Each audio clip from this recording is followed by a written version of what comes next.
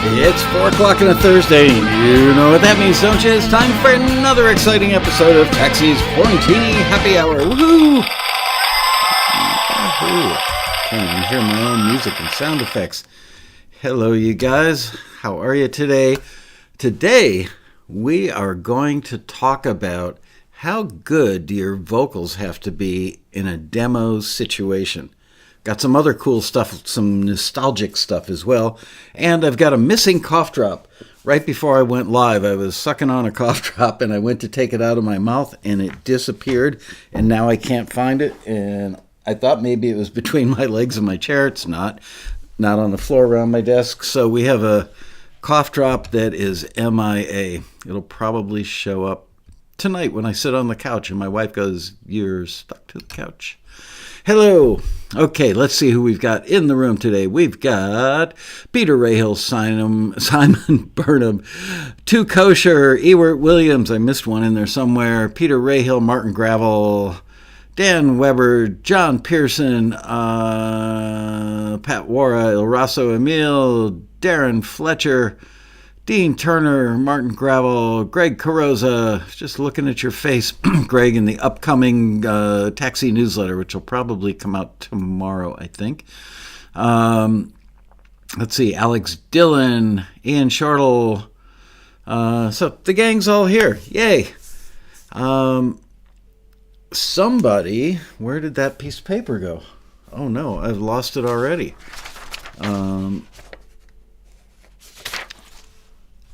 Let's see.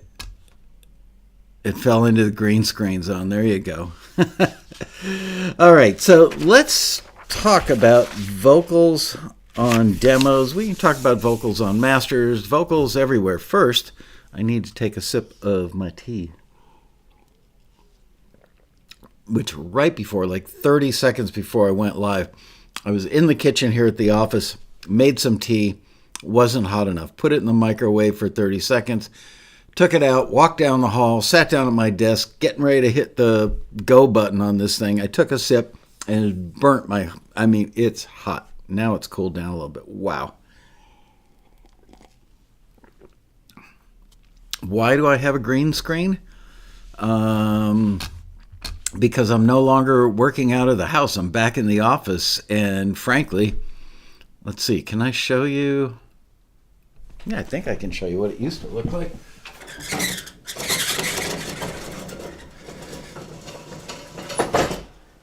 So that's what it used to look like. And those brown blinds just got old. So decided get myself a nice green screen. Yikes. Long Island hot tea. There you go. And yeah, with the green screen, I can do stuff like hang out in my backyard. Whoops. I can hang out in my backyard. I can go to Hawaii. I can go to Israel. Or I can go to a marina in Herzliya, Israel.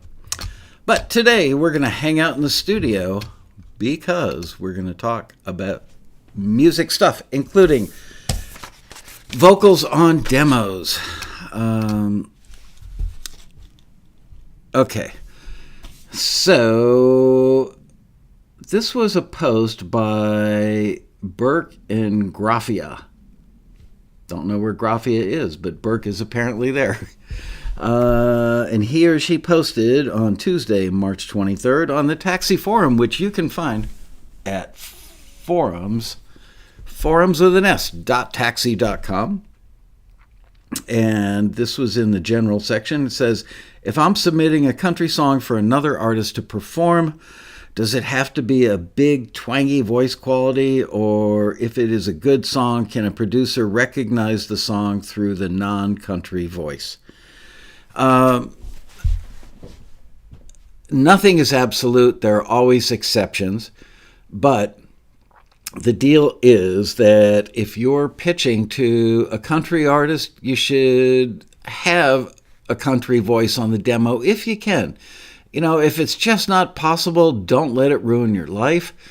you want to make it as easy as possible for the end user, which in this case would be a country artist, probably on a major label, probably a taxi listing. And before it gets to that artist, it's going to go through, the A&R person, a publisher, the A&R person, the manager, possibly the label president if the artist is big enough or involved enough in that particular artist's career. And then ultimately the artist is going to sit down and listen to this stuff, probably with the producer in the room, and decide what he or she likes and wants to cut for the record. And they'll cut more stuff than they need and then eliminate some of the things that don't sound like they should be on the record in the end. But you want them to be able to imagine him or herself singing it. So, for instance, if you know the pitch is for a female country artist, you wouldn't want to have a guy singing it, a dude with, like a low, Lou Rawls kind of. That's my Lou Rawls imitation right there. I should be charging you guys for this kind of entertainment. Me doing Lou Rawls. How funny is that? Anyway, you want them to be able to hear it. Now, in a really perfect world, like if you lived in Nashville and, word on the street is that Kenny Chesney's doing a new record and you're writing songs that ultimately you want to get pitched to Kenny Chesney, I would listen to a couple of Kenny Chesney albums and see which keys he most frequently sings in.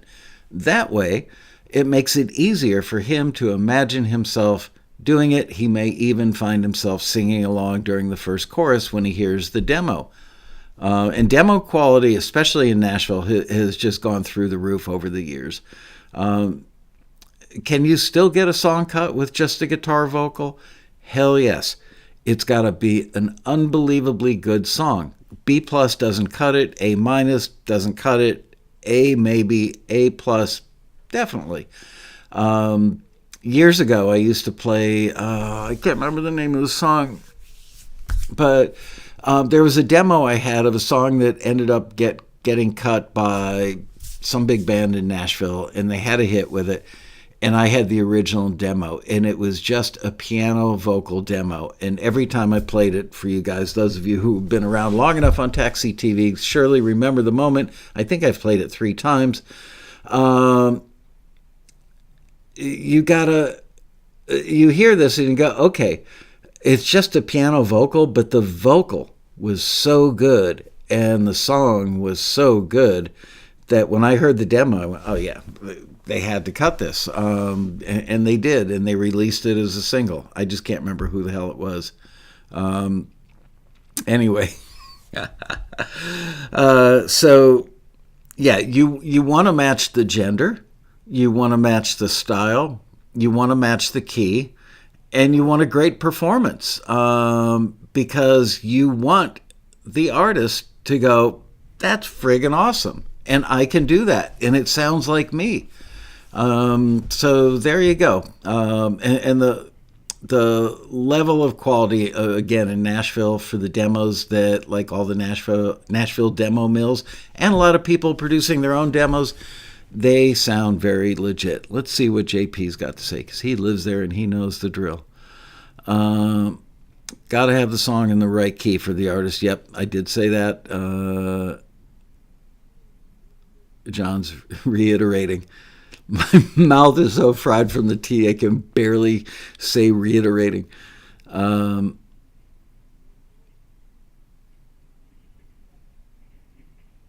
Yeah, you can always find an exception where somebody was next door neighbors with somebody and they played them a song and the vocal wasn't that great. There were extenuating circumstances, it was the wrong gender, it was the wrong key, blah, blah, blah. Yes, it does happen, but it's a 1%er, it's like, why wouldn't you go with the 99% rather than I'm going to put my money down on the 1%. Anyway, so that's that. Any questions about the whole vocal and demo thing before we move on to the rest of today's entertainment? And I drink some more of this scalding hot tea. I really can't figure out where the hell that cough drop went. It's the weirdest thing. It's nowhere to be found. Not in the pocket on my hoodie.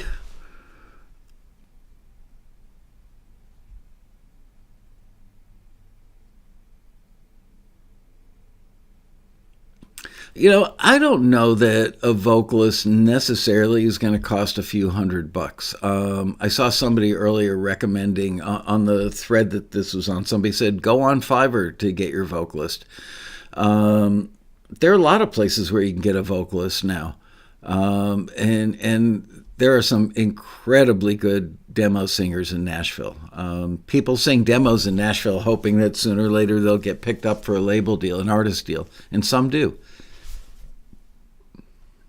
That's right. It was Here Comes Goodbye with Rascal Flatts was the song. Nope. Not in the hood. I really can't find it. That's so funny. Oh, well. I'm sure the cockroaches, if we've got them at night. Or maybe if we had a rat problem like years ago, like 10 years ago. I was sitting here working really late one night, like 11 o'clock at night, working on road rally stuff. I was the only one in the office, and one of my ceiling tiles was out because we'd had a little roof leak, and the guys were waiting for the new ceiling tile to come in. So there was a gap. I don't know, I guess they're about 3 feet, probably 24 by 36 panels. And I'm sitting here and I was eating something on my desk, and then all of a sudden I heard this, that kind of sound.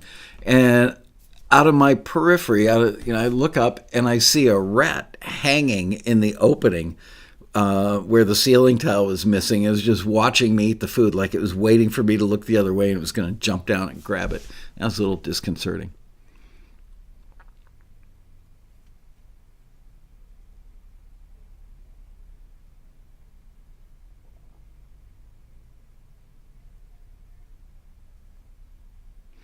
All right, so it looks like we've got no questions. All right, so now we're going to, I don't know how many of you guys have ever seen one of these. We use them for, oh, look what I just found. The mix visualizer. That was stuck to the back of this.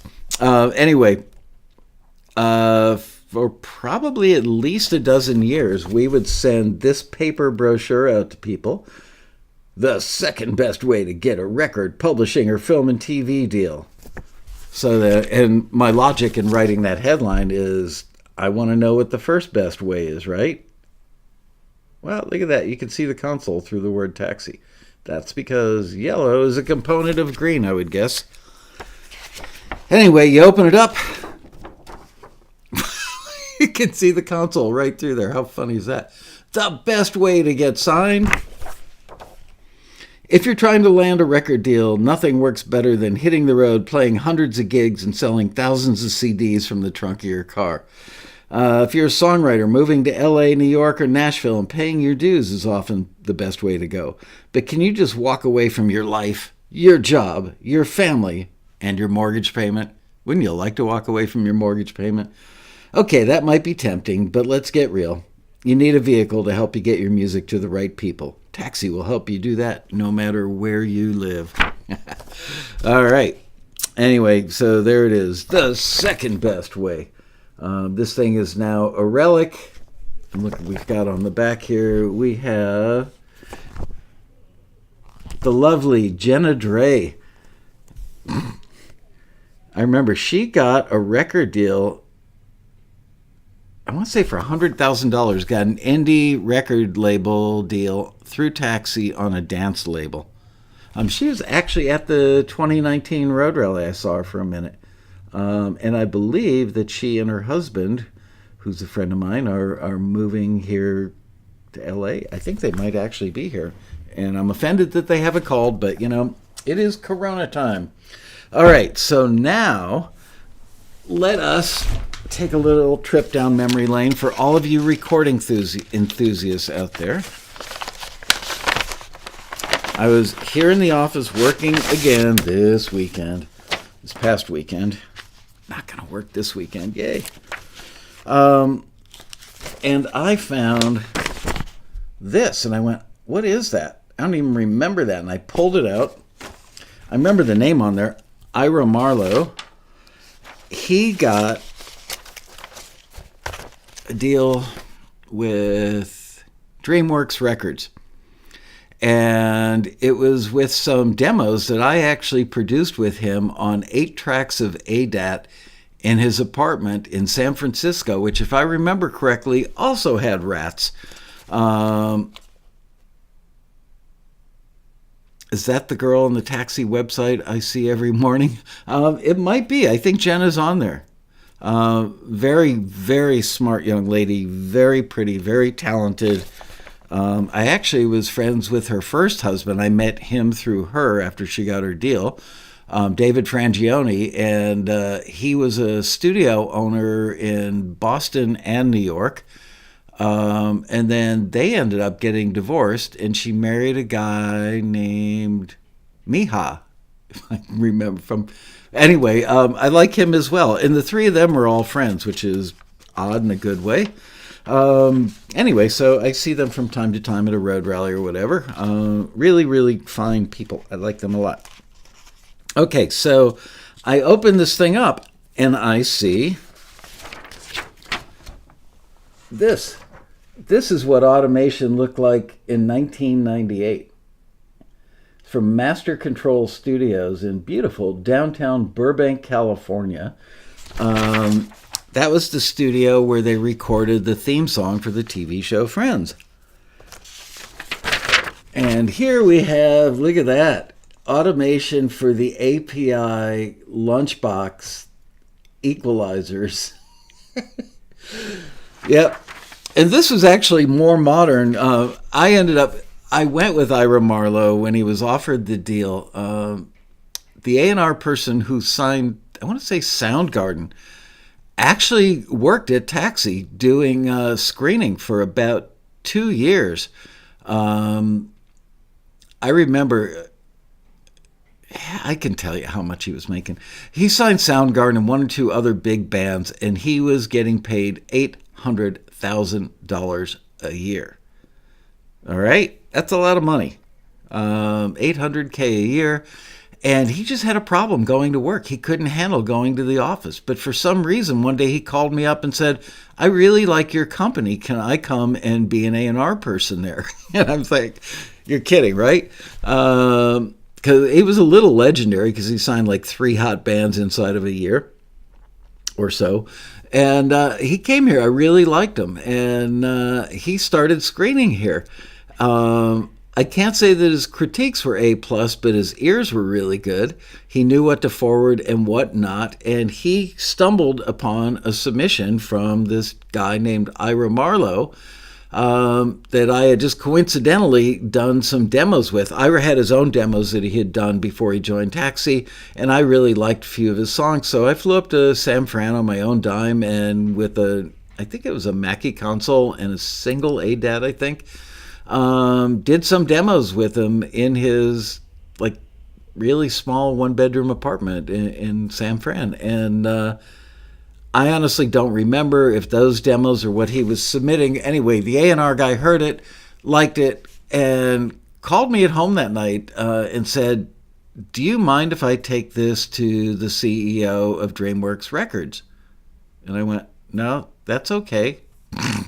You ran the listing. He was looking for other bands to sign. And if I remember correctly, he was at A&M, but felt like A&M wouldn't like this artist, but he thought that the folks over at DreamWorks would. Anyway, DreamWorks offered the guy a deal. And so the A&R person and the artist asked me if I would accompany them to the meeting, and I did. And I'm sitting there in the meeting, just kind of like bump on a log. I can't remember who the executive vice president or the president of the label. I think it's the president of the label. I can't remember his name right now. Anyway, at some point he goes, who's going to produce it? And the artist turns around and points at me and goes, him. And I went, whoa. We never had that discussion. And he goes, well, you produce the demos. They're great. Why don't you do it? So I think we agreed to co-produce it together or whatever. But I said, look, I'm running a company. I can't take 2 months off to go make a record. So tell you what, I will do whatever we can accomplish in like a 3-day weekend. So I took a Friday off from work. We had a guitar player from the Gin Blossoms, the bass player from Cracker. Got one of the great studio drummers of all time, and I can't think of his name. Jim Keltner was playing drums on it. All-star cast, SSL console, tons of outboard. The studio sounded pretty good. It wasn't the most amazing room I ever worked in, but pretty darn good. Really good assistant engineer. I like their assistant engineer that worked with me. Here's more of that automation for the Pultecs. Yeah, baby. Run that bass through the Pultec. Let's see what else we've got here. Ooh. There you go. There's AMS set up to do kind of an ambient room sound. Fascinating, huh? I didn't realize there were so many. Let's see what this one is. Oh my God. A Lexicon PCM 42. This was like, I remember these things. They were actually very cheap and they worked. It was another one of those pieces of outboard that I liked, and all my friends laughed at me for using it because it was cheap. It wasn't like a $3,000 box. It was like a $400 box. And people always laughed at me. It's like, why why would you use an LA3 compressor? They're cheap. No, but they sound great. I don't care.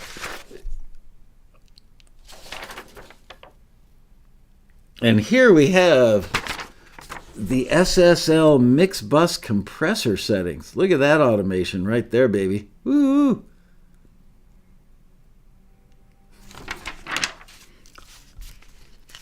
It's going to get more exciting in a minute, I promise. Look at this. Who the hell had time to write all... Well, the assistant did. This is for the Eventide H3000 harmonizer. Look at that. And the thing is, even when you dialed these settings back in, it didn't sound the same. Ryan's got a PCM 92. What's a VCA? A VCA is a voltage-controlled amplifier. Typically, a fader changes the voltage in the amplifier, and that changes the input volume or output volume, depending on which mode you're in. Ooh, here we go. All right, you want to see my plate settings. I'm going to leave this one up for a minute. You guys can take screenshots or something. So this is with the Lexicon 224 XL. I personally preferred the original Lexicon 224.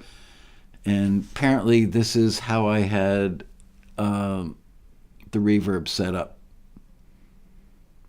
And I think it had like bank 1, page 2, page 3. Yeah, so basically each one of those was like a different setting. So I could bounce around for different things or different moods, if you will. So yeah, take a screenshot of that because people often say to me, what did you do for reverb? Well, there you go. This was the last time, this was in 1998, I believe. This is the last time I worked in a pro studio. And I miss it. But look at me now, sitting here with my Neve. Let's see what this one is.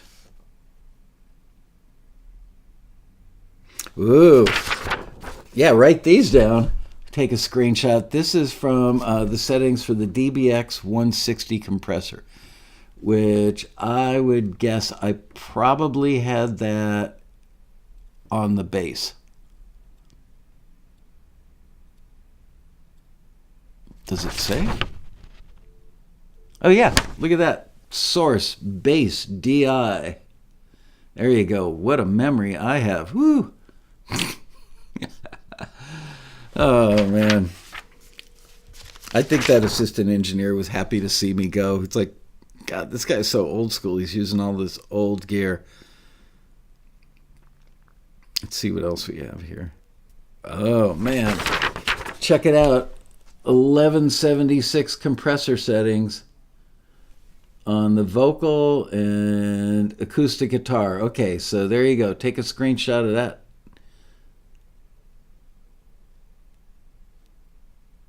There you go. That's professional engineering 1176 settings for vocal and acoustic guitar. Of course, it's all meaningless because it depends, who's singing and what they're playing.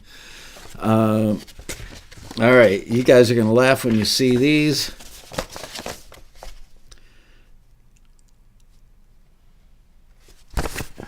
Like the name of the first song is actually my favorite song. Loser Town.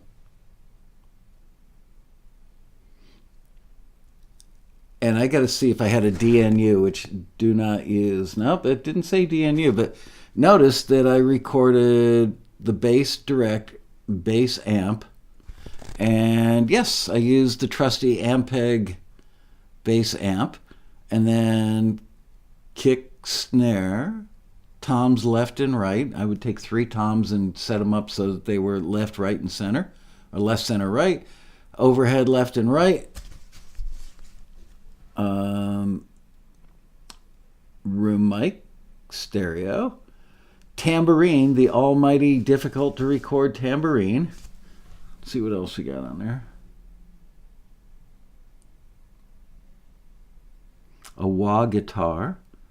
A wah-wah guitar repair, a Telecaster, that was played by the Gin Blossoms guy,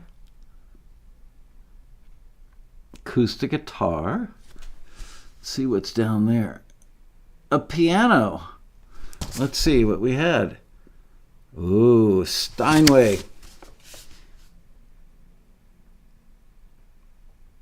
and look at that, a stereo B3, and check it out, I had the lead vocal. I must have been out of my mind that day because normally I would have the lead vocal like on 17 or 18 and then the backgrounds would be left and right in the following tracks.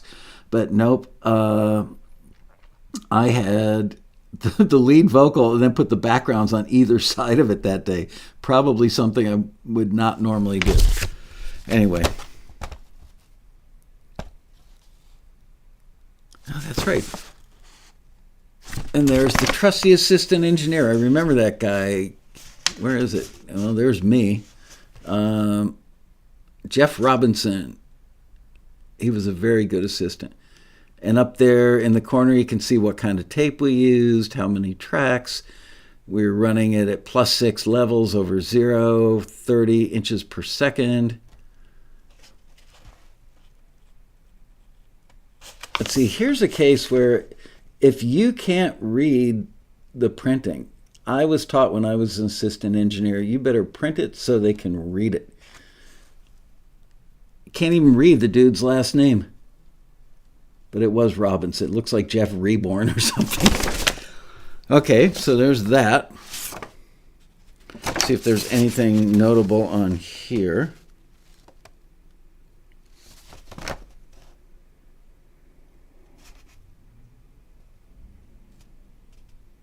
Nothing really. Here we go. This is classic Lasco right there. Notice that the bass amp, I don't know how well you can see that, bass amp, do not use. I told you I don't like the way amps sound.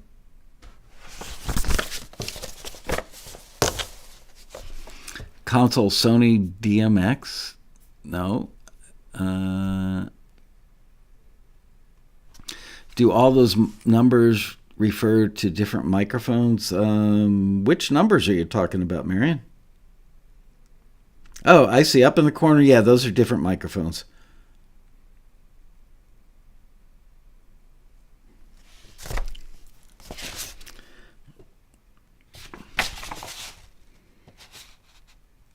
Here, let me tell you. KM84 on the electric guitar with the wah-wah part. An RCA 77 ribbon mic on the telly. An 87 on the acoustic guitar, which was a Taylor. 87s on the overheads. Tom-toms were 414s.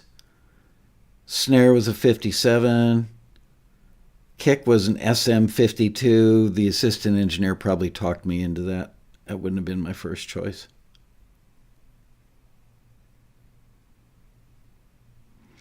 A U47, that's a lot of microphone for a bass amp, which I ended up not using. And a Countryman Direct. I used Countryman Direct boxes all the time, didn't love them. Gotta say, did not love them. And he didn't write a microphone in for the tambourine. That was the one I was most curious about. Let's see if there's anything else noteworthy. On the piano, these must have been his recommendations, because a lot of times you go to a studio as an outside engineer, you can sit there and experiment all day long. I didn't have the luxury of time because I only had 3 days to get 3 rhythm tracks. I think I did 3 rhythm tracks, some overdubs, and vocals.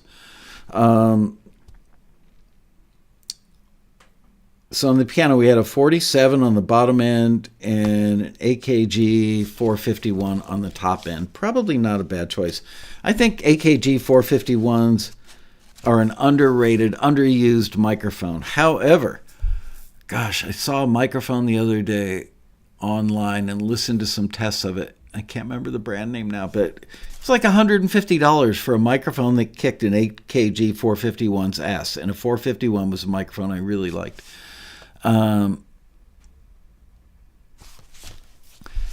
Question from Ken Bearden. So how did your ears come to hear better than the musicians? I don't understand exactly what that means, Ken.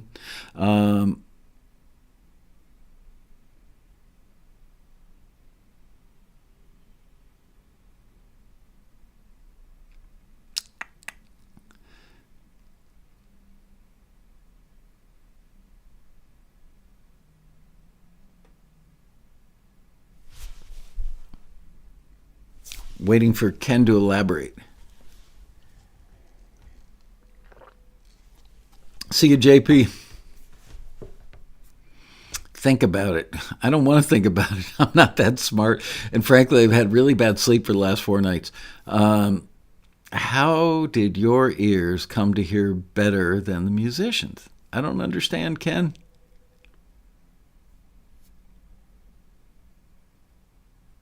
Did I use ADAT? No, we used a Studer 24-track 2-inch.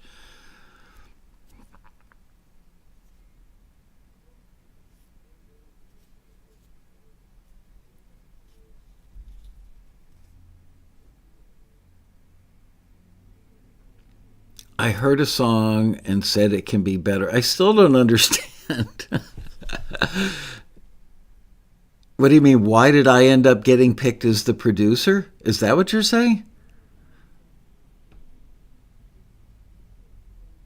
I really don't understand, and I want to, because I've got to fill 27 more minutes with entertainment, and that would help.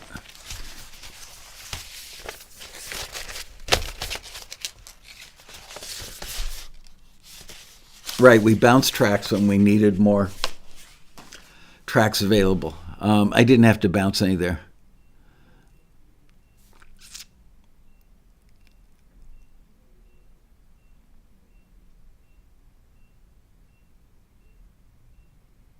How were the multiple reel-to-reels connected?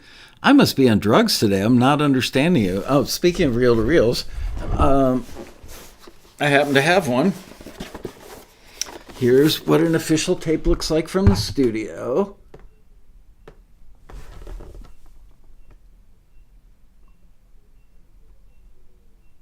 Okay, I'll pop this open. It's very heavy.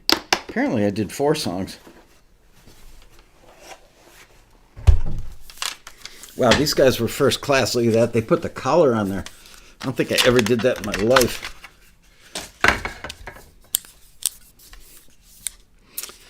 And there's a secret thing in the world of analog studios. Blue is tails out. Red means heads out. Red for heads. I love the smell of 2-inch tape. And this was Ampex $4.99. I used to use Ampex 250 was a favorite of mine. No, I used Ampex 456 or Scotch 250. I actually like Scotch 250. A lot of my fellow engineers tended to like Ampex 456. Did I ever use Band in a Box? No.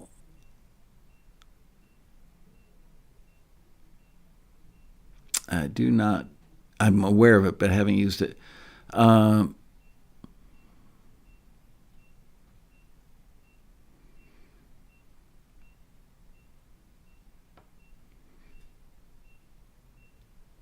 How is my projection of the song better than what was written and true?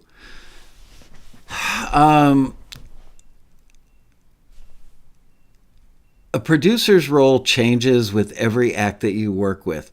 Some people can just write a great song and it's like a guitar vocal demo and they're just dying for you to flesh that out for them. And they pretty much love everything you do because they can't do it. And then there are other people that have their own vision and you want to protect their vision and enhance it when possible, not step on it. I was actually trained, much of my training was by a guy named Tom Dowd, who's a legendary producer. And he said, get out of the way when you need to. And sometimes that was the best thing you could do, is just let the song be in the form that the artist heard it because it is ready to go.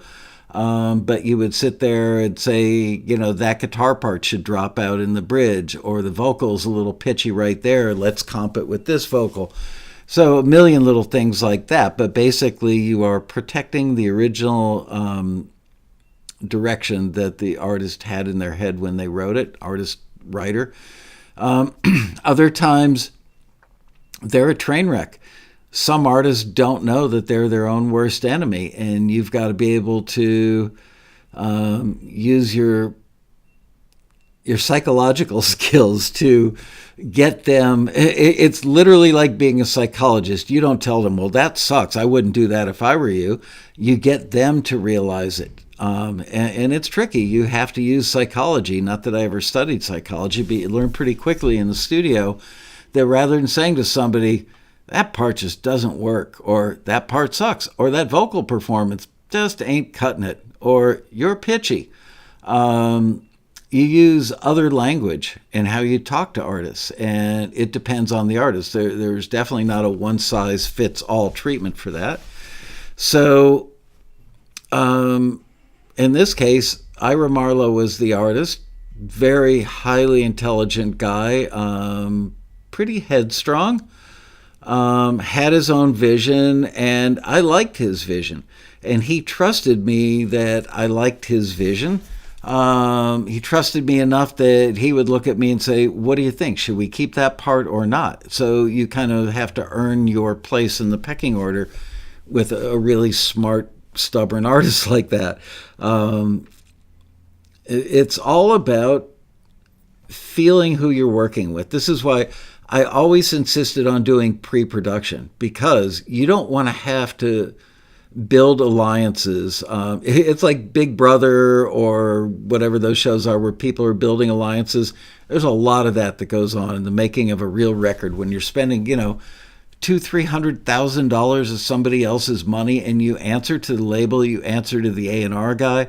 You know that the people in the sales department, the people in the radio department, all these different departments are going to weigh in, and you try desperately hard to not let work tapes leave the studio and go over to the label, because before you know it, you'll have people from the label showing up. Hey man, I was in the neighborhood, wanted to stop by. And next thing you know, they're sitting there for 4 hours on the couch in the back of the control room.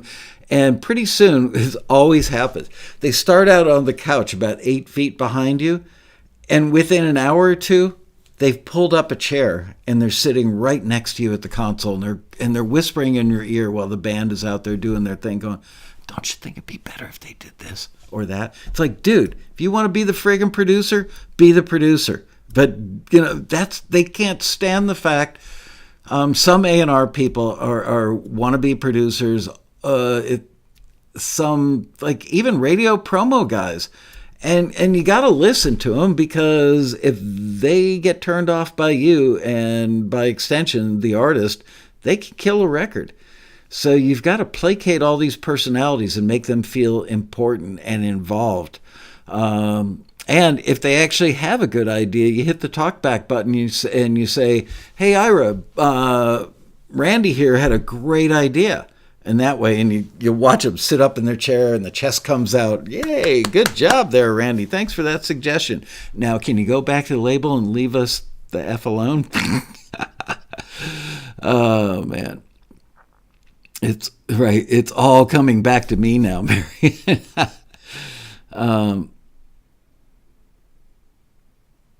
We didn't use Dolby on this. I have used Dolby A on multi-tracks. It depends on the artist. Some people didn't like the sound of Dolby. I found it appropriately workable for other artists, for some artists that I worked with. I wouldn't use Dolby if you were working with a rock act. A lot of guitar amps, loud drums. Don't use Dolby, because the signal to noise ratio is going to be fine. If you're doing a delicate little jazz band, use Dolby.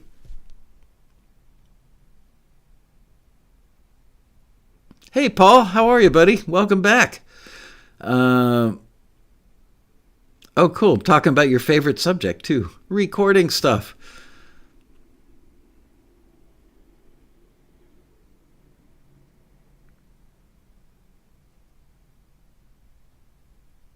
Anyway, so, let's see what else, if I had any other stuff in here. Oh, yeah, look what else.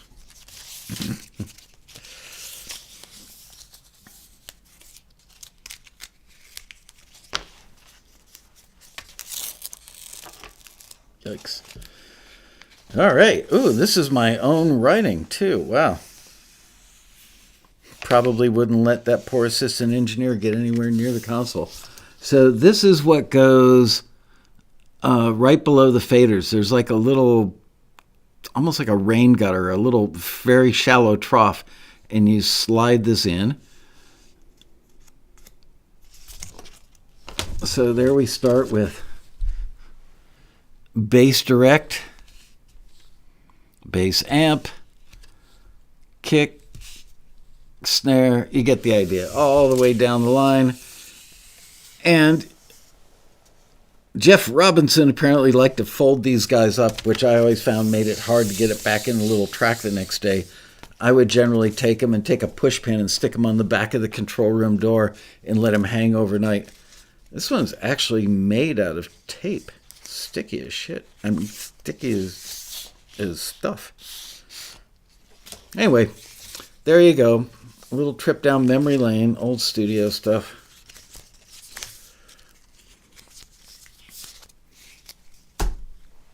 I think that's it. I don't think there are any other goodies in here. Here, because Paul House is a latecomer. I'll show you, Paul. This is what automation looked like back in my day. That's an 1176 limiter. Top one for vocals. Bottom one was for what again? Oh, the acoustic guitar.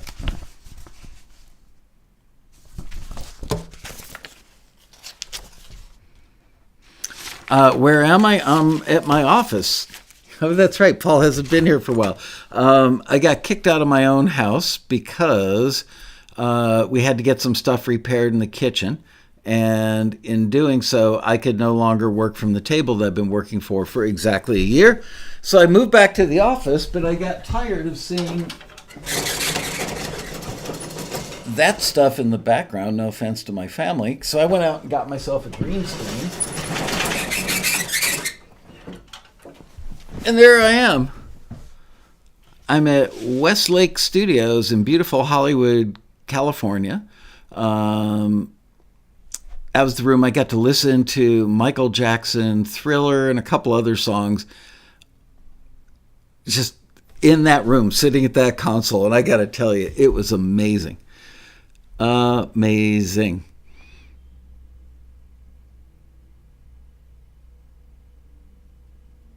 So bring a band in and show us what you do. You know, I hated working with people watching me so much that I would kick the roadies out. It was always an uncomfortable moment in the beginning of a record. If it's a real band with a label budget, they would show up, with a couple of 22-foot trucks and probably 4 or more roadies. And the roadies, they're stage guys, and they're big and they're muscular and they look like pirates. They look like scary pirates. And the roadies would always load the stuff out into the studio. And I don't know, they kind of felt like they should be there because they're friends with the band. They travel with them, they're brothers. And inevitably on the first day when you're like getting things set up and maybe you've moved on to drum sounds and bass sounds and guitar sounds by the end of the day, if everybody's still sober, and the roadies bring the party into the control room. So now you've got 4, 6, sometimes 8 people, sometimes a couple of groupies with the roadies, and band members that aren't out in the room doing their thing, and they're standing behind you just like having a party in the control room while you're trying to get the drum sound or get an acoustic guitar sound. And you have to turn around and go, guys, I got to hear, could you like tone it down? Oh, yeah. And sure enough, 3 minutes later, it's loud and it's crazy again. So there were times where I had to get a little bit testy and say, guys, that's it. This is my room. This is where I work. When you guys are on stage, I promise when I come and see the band live and I'm backstage with you, I will stand anywhere you want me to and I will keep my mouth shut. And frankly, I made it a practice that even when I got backstage passes, I rarely went backstage because I always felt like I was in their world, like I was in the way. So most of the time, I did have one roadie, a guy that I ended up actually becoming pretty good friends with, but he was a huge guy. His name was Bobby Beagle. And a rumor has it when he died, they buried him in a piano crate. I don't know if that's true or not. Bobby was a big dude. He was tall. He was fat. He was loud. He liked to party. How were those groupies? I wouldn't know.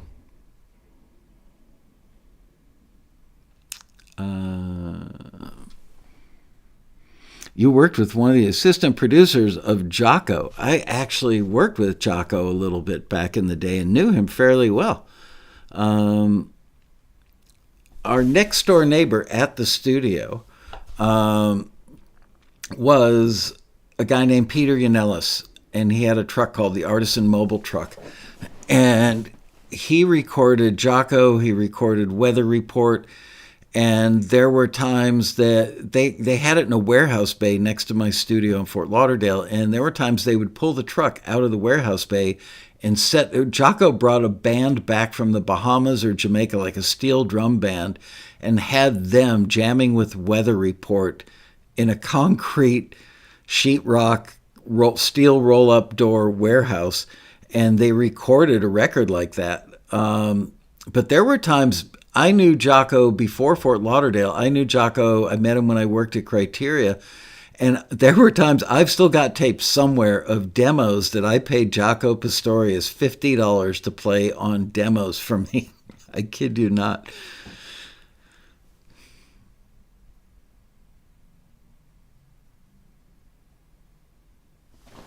I don't remember the names of the steel drum players. There were several of them. Yeah, Jocko's path was so sad. I've told the story before in Taxi TV, but I've got time to fill today, so I'll tell you again for anybody who hasn't heard it. I came out to L.A. I was living in South Florida, I think Fort Lauderdale at the time, working at Triad Recording. And I came out to L.A. because I had to record... was producing an artist named Mark Levy, I believe, and I had Terry DeSario, who sang the song, the cover of Yes, I'm Ready with KC of KC and Sunshine Band, and they were out here in LA working on that record, and I needed to finish up the Mark Levy thing because I was scheduled to be on another record like a week later, and I couldn't let it drag on any further. So Terry said, would you mind coming to LA? when I wrap up the session with KC, I'll stick around and we can do my vocal parts in an hour or two and be done with it. I said, okay. So I came out to LA and I was staying at a hotel downtown. I want to say it was like the Biltmore Hotel or something. And the phone in my room rang, and the guy at the front desk says, will you accept a collect call from Jaco Pastoris or something like that? I said, what? He goes, a collect call from Jaco I said, Jaco Pastoris? He goes, yeah, that's who it is. I said, collect call? All right, whatever.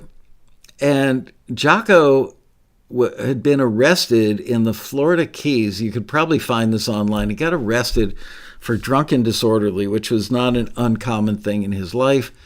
And he was standing on the hood of a car on the Keys Highway, totally naked.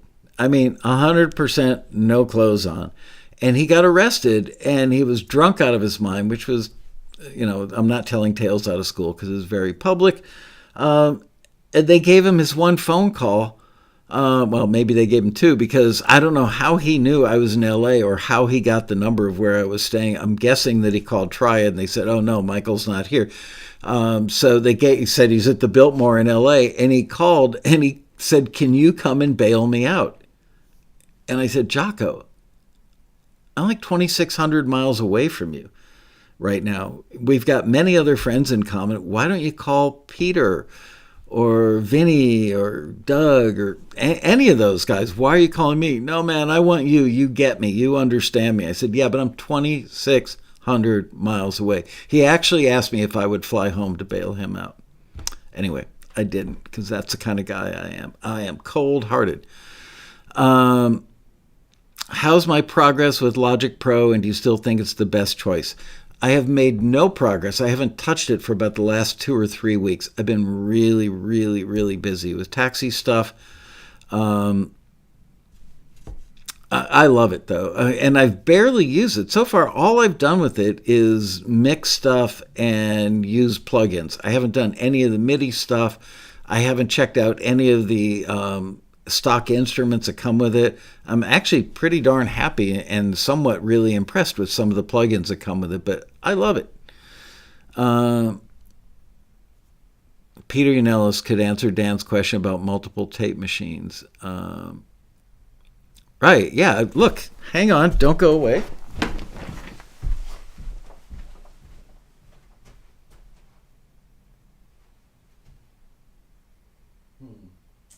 Maybe you should go away. I can't find what I was looking for.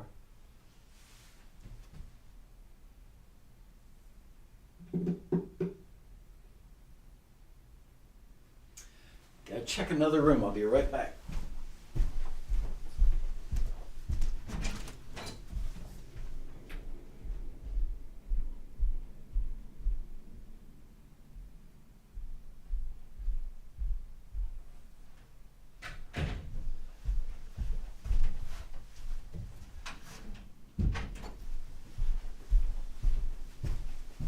Now, this is disconcerting. I can't find it.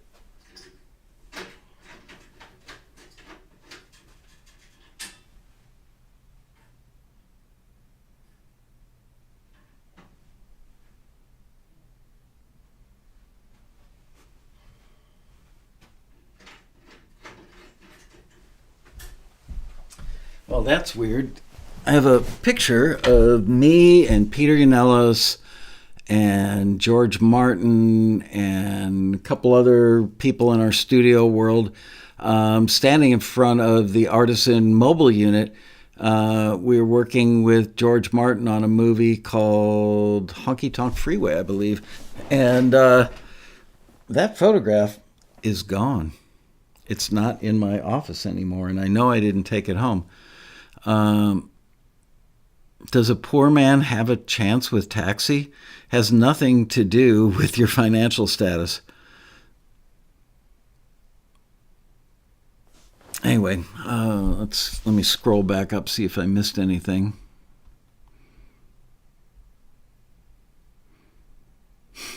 Time to switch to Ableton. I don't know that I'll use it enough that I would care.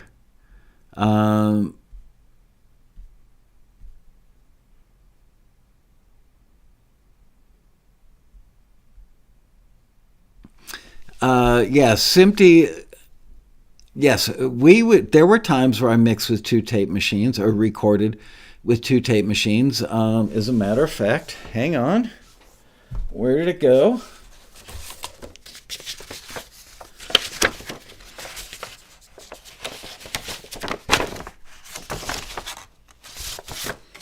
So right there in the corner, you'll see where it says SMPTE on track 24. So I would routinely have my assistant record SMPTE on track 24 and save it unless I was absolutely desperate and needed track 24 for something else. So you're thinking, well, why would you do it if you weren't using two 24 tracks running in sync? Because you never knew. Sometimes, it's better to have the SMPTE printed when you first use the tape. That way, if you had to sync up another machine, that SMPTE code was laid down on the original machine in the original room, and you could just sync to that.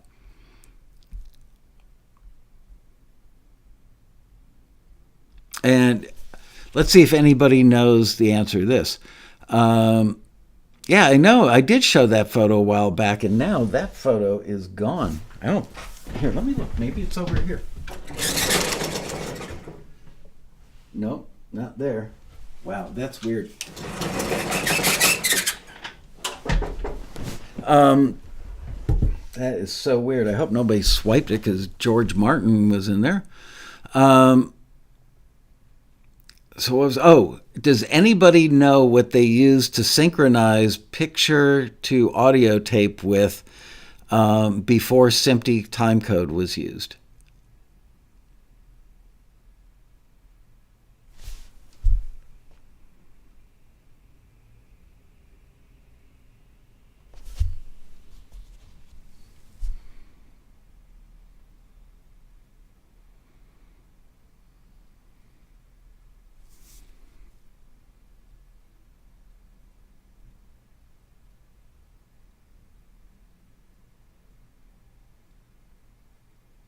Clapper. That's pretty funny overall. So they used a 60 hertz tone that was basically, you know what a ground hum sounds like? That's what they used. They would print a 60 hertz sync track that would come out of a generator, and it would go to the film camera and also to the audio guy recording the dialogue. And then when we mixed back before you synchronized a multi-track to picture, they used 35 mag machines. They used 35 millimeter film stock that had an audio stripe on it, and you would put each element, like the dialogue on one. They were called tractors. Basically, it was a thing that was like bigger than a refrigerator, a little skinnier or narrower, but a little taller. And you would have a room full of these things, and you would have people that loaded up these elements, like a car, a sound effect of a car, or a knock on a door, or a song that played in a film. And all those things ran in sync. And the guy at the console would press a button and say retard 23, which meant they would literally turn the gears of that machine to slow it down by, to get it in sync with it. It's just like digital is light years ahead of what I grew up with. Light years. Yes, there were holes in the film.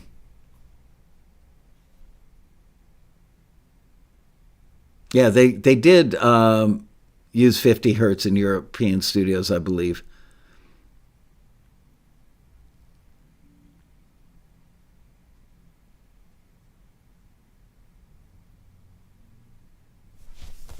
Pretty fascinating stuff, huh? All right, well, class is about over today, kids. I think I saw one more big question from Paul, which I will take. Is it common for studios where they have multiple mix rooms that they patch into each other? So, Studio 4 can hear Studio 9 type of thing. It worked that way at Media Vale in London. Yeah, I think that was really common. Not so much in the early to mid 70s, but then as things started progressing and tech became more important, yeah, studios, like to this day, I believe that you can actually, through a phone line or through the internet, you can patch in to the live chambers that are underneath the parking lot, I believe, in Capitol Records in Hollywood. So yeah, it was extremely, in facilities that had multiple rooms. Yes, there were times that we needed to make a 24-track safety. Like if I was going to fly to LA to work on something, I wouldn't get on the plane with the master tape without having a multi-track safety left behind wherever I was flying from. So if in my case it was a one-room studio, so we had to rent. Actually, I would just borrow the 24-track from Peter's remote truck, and we would just put the two machines side by side and transfer and make a one generation away copy so that we had a safety on the ground. I did that with Neil Young stuff as well. But in larger studios that had multiple rooms, yes, they had tie lines that went everywhere for everything. So you could patch in a plate from Studio A into Studio B. You could do a 24 to 24 transfer from Studio A to Studio D. You might like the sound of Studio C's live studio for drums, but it wasn't available for the whole record. So maybe you set the drummer up in there at night when whoever was in there during the day wasn't there, and you would literally just through tie lines bring the drums into the studio you were working in. So there you go. That's all of it. Have a great weekend, you guys. Don't miss Monday's show. Callie J is going to be with us. We're going to be talking. She's an extremely talented young lady who is a little bit famous for being a great top liner. And as she says, she's got a sassy approach to vocals. I actually interviewed her for Passenger Profile about a year or so ago, I think. But I've never interviewed her live. So Monday, we're going to do a live thing with her. And you guys have a great weekend. And I will see you Monday right back here. And don't forget, hold on. Where are my little signs? Don't forget to give us a like. If you're not a subscriber to the channel, please do. And of course, share. How funny is that? All right, you guys, have a great weekend. Stay safe out there. Be kind to your friends and family. And if you see any gophers, you know what to do with them. Bye, you guys.